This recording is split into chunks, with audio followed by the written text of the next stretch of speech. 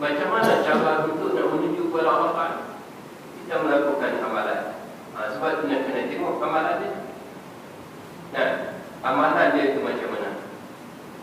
Kalau kita terima aurat Muhammadiyah yang dipegang oleh Al-Aqab, terlekat. Dia terlekat. Nah, sebab amalan itu tak betul. Bila mana amalan itu tak betul, dia tak akan sampai kepada Allah Ta'ala. Syariat satu peraturan. Syariat satu peraturan yang khusus yang diturunkan oleh Allah Ta'ala melalui Nabi SAW. Itu dikatakan syariat. Itu syariat. Sebab itu dia jemput bulan. Madrasah. Madras itu maknanya tempat belajar. Ada kat India pun ada madrasah. Madras, tempat belajar. Bawa pokok ke atas pokok ke, tempat kita belajar, itu dipanggilkan madras. Bila mana kita sebut madrasah, tempat yang disediakan khusus untuk belajar. Itu cerita dia. Itu orang belajar bahasa Arab. Dia ada makna yang tersendiri. Sama juga dengan kepada kiblat. Kiblat tempat kita menghadap. Bila mana kiblat, tempat yang khusus, tempat lain tak boleh. Kalau tidak alih tempat lain, itu yang kata tidak sah sembahyang. Tidak sah sembahyang seseorang itu memalingkan dadanya lain daripada kiblat. Itu yang kata tak sah sembahyang. Sebab dia berpaling dada dia bukan kepada kiblat. Kiblat ini tempat yang khusus yang ditunjuk oleh Allah Ta'ala. Apa dia? Wawalli wajhaka syatral masjidil haram. Hadapkan muka kamu ke arah masjidil haram. Tak boleh ke lain. Masjidil haram ke apa dia? Dia itu dah di Kaabah. Kaabah sebab dinamakan Kaabah kerana dia bangunan yang tertinggi, terangkat, irtifak. Kerana dia tertinggi, maka sebab itu dinamakan Kaabah. Itu cerita dalam. Jadi dalam kita sembahyang, tak boleh kita berpusing badan kita ni ke kiri ke kanan, sama ada dengan sengaja ataupun dengan lupa. Lupa pun tak boleh. Dalam bab paling kiblat ni, lupa pun tak boleh. Kalau bercakap dengan lupa, tak batal sembahyang. Kalau sengaja, batal sembahyang.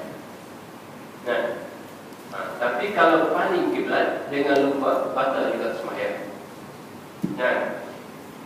Terbentuk dengan sengaja, batal sembahyang. Tak sengaja, batal juga sembahyang. Batal juga tu. Batal juga sembahyang. Saya bukan bentuk, saya terbentuk batal juga. Batal juga. Dalam kes yang macam ni, dia boleh batal walaupun dengan kadar lupa. Ada benda dengan kadar lupa tak batal sembahyang. Bercakap dengan lupa tak batal sembahyang. Orang bagi salam, kita pun waalaikumsalam Rabbil alamin, kita pun baca Allah doa sembahyang tadi orang je. Kalau dengan lupa tak batal sembahyang. Dia tambah satu rakaat dengan lupa tak batal sembahyang. Kalau sengaja batal sembahyang. Ada juga dia ambil kira benda yang lupa batal sembahyang, benda yang lupa, benda yang buat dengan lupa batal sembahyang. Antaranya paling daripada kiblat. Dengan lupa pun batal sembahyang. Itu cerita dia lah. Baik, kita bincang sikit lah. Yang kita nak katakan kita duduk kiblat ni cakap mana? Kita mesti betul kiblat ni sebelum kita takbir lagi. Kita nak mula betul kiblat ni sebelum kita takbir. Sebab di dalam satu hadis Rasulullah SAW mengajar satu orang yang salah melakukan sembahyang. Rasulullah berkata kepada orang itu, wastaqbil qiblatak, akabbir, summa kabbir. Hendaklah kamu menghadap kiblat dahulu, barulah kamu takbir.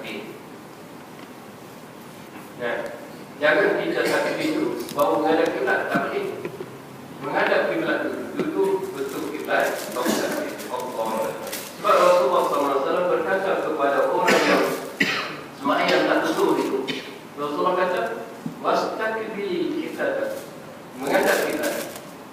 Summa takbir, kemudian baru kamu takbir. Banyak baru kamu takbir. Jadi duduk menghadap kiblat. Sebab itu di dalam perbincangan ini panjang juga. Di dalam kitab Kifayatul Akhir ada bincang lebih panjang lagi. Benar ni, kalau kita takbir sambil berjalan ke jalan, nak pergi solat, duduk kat pintu tu takbir Allahu Akbar, jalan, tak boleh. Nah, sembahyang sambil jalan tak boleh. Kena duduk di stop dulu, baru letak takbir. Terlambat, lambat tak apalah. Pada sudah terlambat. Dia kata dia lambat lah. Pasal apa dah terlambat? Dia persoalannya. Ialah pasal cucu tadi nego. Patutnya cucu anaknya jaga. Tu buat jaga. Jadi kelakar itu mudah lagi. Buat. Atuk tu dah keluar dah. Ada banyak dah buat malas sikit. Kena banyak dah sikit buat malas. Jangan dulu. Leka-leka lagi. Kenapa sembahyang berjemaah kan? Itulah cerita dia. Jadi dia daripada mula kita takbir Allahu Akbar itu dah mikir menghadap kiblat sampai memberi salam Assalamualaikum